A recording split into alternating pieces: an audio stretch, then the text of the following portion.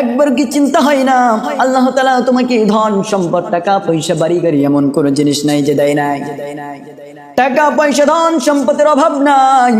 মসজিদে যদি তুমি 100 টাকা দাও ওইটা বারবার চিন্তা হয় কতই না টাকা দিয়ে দিলাম। কিন্তু রে আল্লাহর মুমিন বান্দা শুনে নাও, ও দুনিয়ার মুসলমান চিন্তা করে দেখো, বাজারে ঘাটে শপিং এ মার্কেটে গেলে কত টাকা, হাজার হাজার টাকা ফুরিয়ে যায়, একবার চিন্তা হয় না। কারণ ওই 100 টাকা যখন তুমি মসজিদে দান করো, শয়তান বারবার তোমার দিলে ঘোতায় যে কত টাকা দিয়ে দিলি, কত টাকা দিয়ে দিলে। মুসলমান ইমানদার সতর্ক থাকুন, ও দুনিয়ার মুসলমান ইমানদার আল্লাহর গোলাম, শয়তানের হাত থেকে বাঁচার চেষ্টা করুন। শয়তান যেটা বলবে ওইটাই না করে দেন, শয়তান দেখবেন একদিন 2 দিন 3 দিন চেষ্টা করার পর চলে যাবে।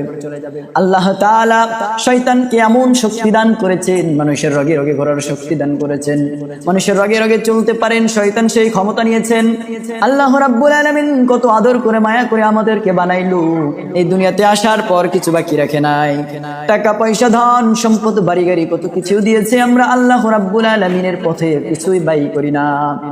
এই দুনিয়াতে সব কিছু যখন রেখে মারা যাব, অন্ধকার কবরে চলে যাব, কঠিন কিয়ামতের দিন, যেদিন এই ধন সম্পদ গুলো সাফ হয়ে যাবে, যখন তোমাকে কামড়াবে আর বলবে দুনিয়াতে এসেছিলে রেখে এসেছিলে আমাকে, গ্রাস করতে পারো নাই, খেতে পারো নাই, এখন খাও, কত খাওয়ার শখ খাও। জমিনে একটা করে সাপ মাথার ভিতরে কামড় দেবে, একটা করে কামড়ে 70,000 মাটির নিচে চলে যাবে, আবার উপরে আসবে, আবার পা, আবার জমিনে গেড়ে যাবে, আবার তুলবে, এরকম করে সেই সাপ